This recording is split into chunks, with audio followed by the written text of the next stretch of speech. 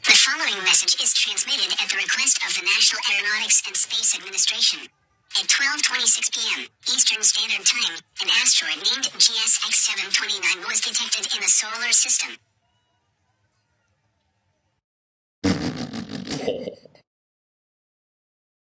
This asteroid is on a direct collision course towards Earth. The asteroid is expected to impact Earth in the next week. Do not panic. I repeat, do not panic. Panicking will only cause more chaos to the situation. NASA is currently trying to prevent this asteroid from impacting the planet. There is hope that this asteroid will only pass Earth.